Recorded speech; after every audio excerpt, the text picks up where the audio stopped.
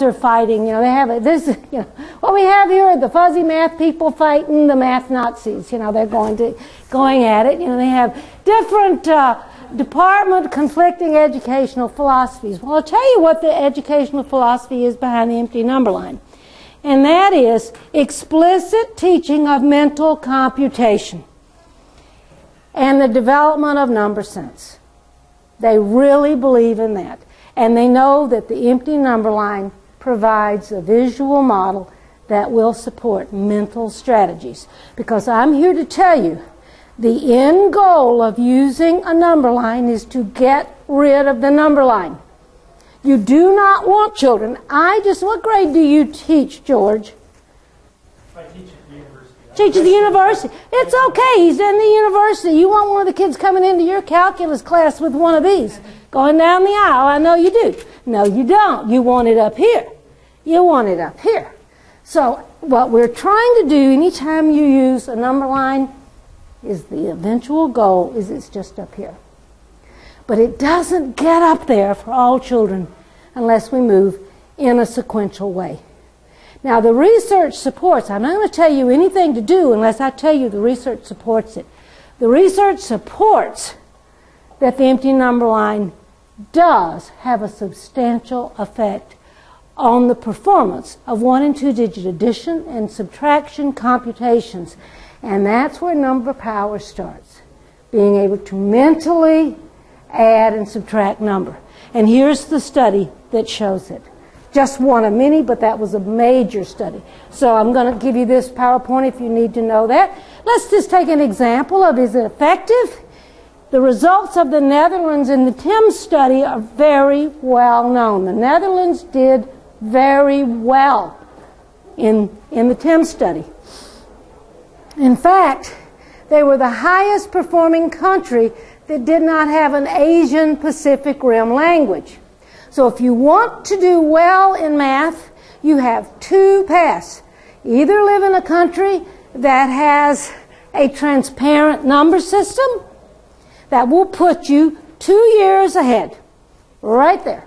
Because in Korea, in Singapore, in Japan, in China, if you're going to say 13, you never say that. You say 1, 10, 3.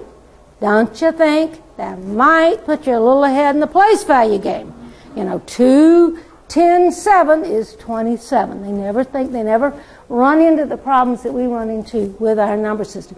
Or the other thing you can do if you want to be ahead is you can learn math sequentially.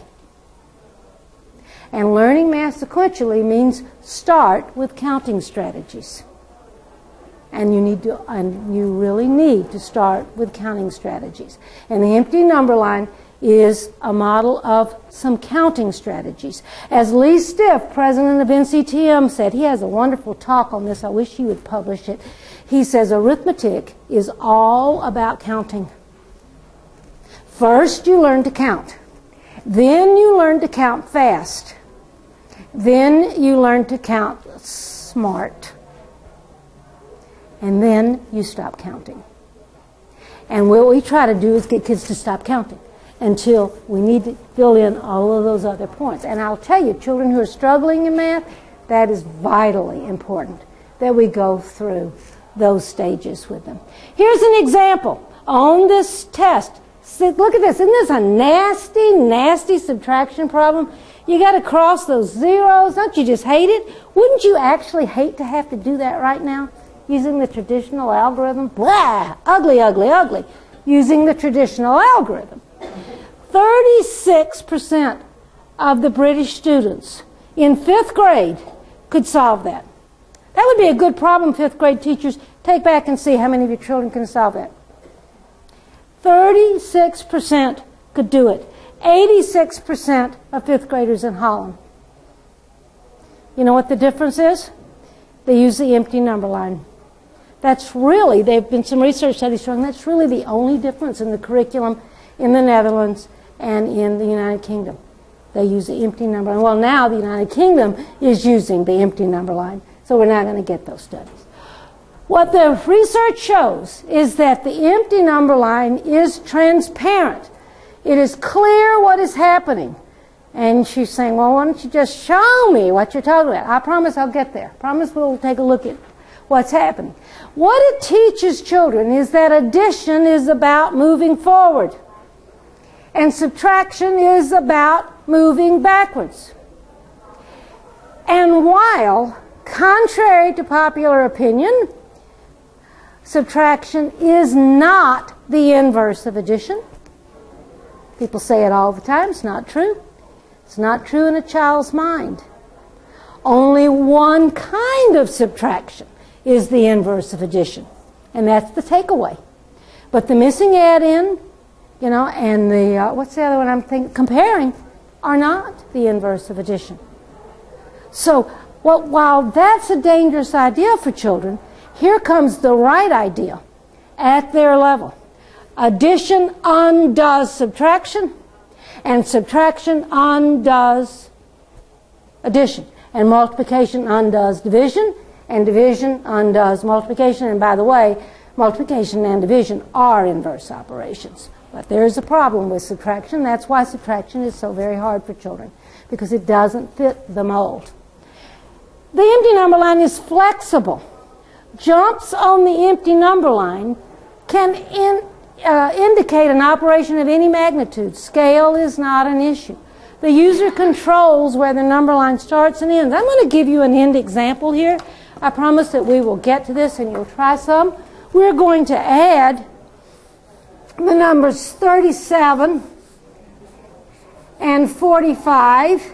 And I'm going to tell you something about what I just wrote. I just pretty much guaranteed that children are going to use the traditional algorithm by writing it that way. So I'm going to ask you not to write it that way. I'm going to ask you, particularly at the primary grades, to write it like this.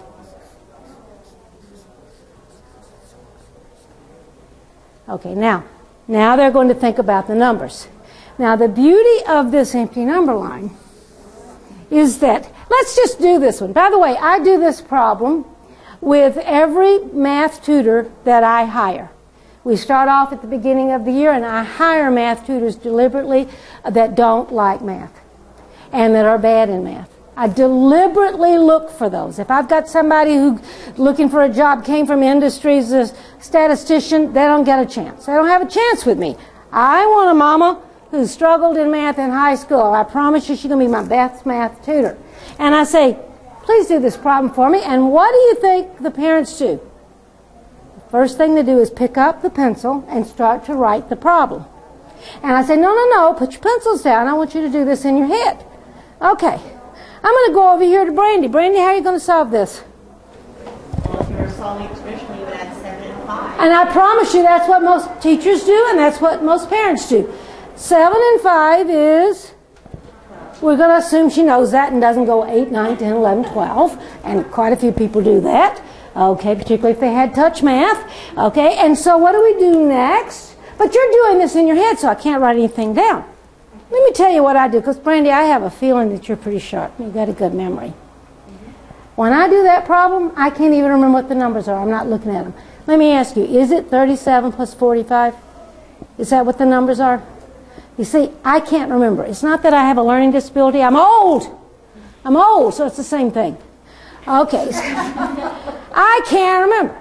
So I'm saying, okay, it's 37 plus 5. 7 plus 5 is 12. I got that. I can remember that. So I kind of write the 5 down. Guess what my problem is now? I can't remember what the other digits are. I can't do it. You think you have any children like that in your classroom? You betcha you do.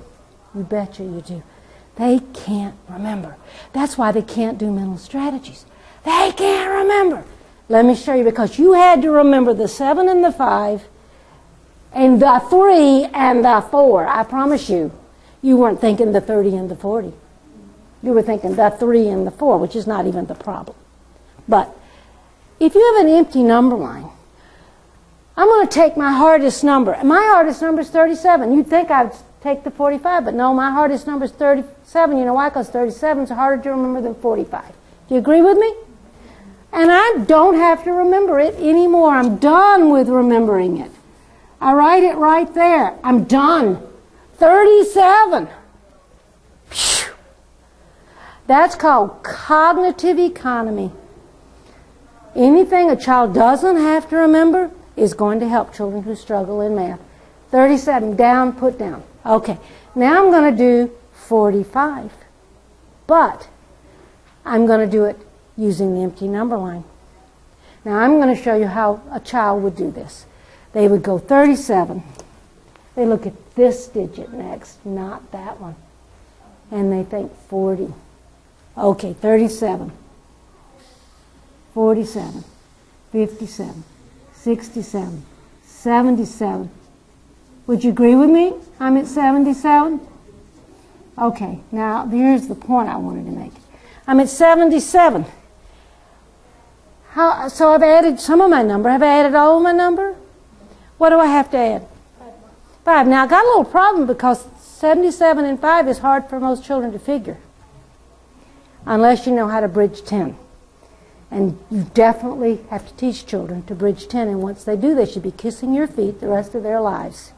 And that is, how far do I have to go to get to my next decade number? No, my next decade number. So I'm going to call it. I'm going to call it what it really is. It's called a decable. Okay. I used the wrong term. 3. So I'm going to decompose my 5 into 3 and 2. So I'm going to jump 3. Now here's what I wanted to show you. And I'm going to jump 2 more. And there I am at 82. So the answer to this is 82. Now, here's the point I was trying to make. You see how big I made my 3? It's not proportioned, is it? Doesn't matter. It doesn't matter. Is that going to help some of your children? You betcha. Your spatially impaired children? Doesn't matter. It's in their head. They can, now eventually, you know, the goal is to do this in your head. The nice thing about this strategy is, of all the strategies, some people often ask me, Angela, if you want children to use what is called the jump strategy on the empty number line, which is a mental strategy, why should we do the traditional algorithm? Oh, no. You won't hear me say throwing the traditional algorithm away is a good idea. Absolutely not. There's a reason it stood the test of time. There's a real important reason for the traditional algorithm. That is, it works all the time. It works for any size number. It will always give you the right answer. It's a beautiful thing. However, our problem is that we use it too soon, and we use it with too much exclusivity, and it is not a mental strategy. And as they said yesterday, with the Common Core State Standards coming out, mental strategies are going to become paramount. We've been saying that since 1989. It is so wonderful that finally we're going to get some support in that. This is a mental strategy. And of all the mental strategies, whenever you hear somebody who's for the traditional and against the invented strategies, these are not invented, but, you know, the informal strategies, you know, they say, but that strategy doesn't work for fractions, and that strategy doesn't work for... And they're right. There are a lot of strategies of decomposition and taking the tens and the ones. When you take a number apart into tens and ones, that works just fine for addition. You get into subtraction, you're in a whole heck of a lot of trouble, because it doesn't work very well for subtraction. So that's not a very efficient strategy. This works for addition, this works for subtraction, this works with any size number, this works with fractions, this works with all rational numbers, and it is portable. So once you learn to use this strategy, you have a strategy you can take with you all the time. And as research shows, kids who can't remember their facts and can't remember the traditional algorithms can remember this.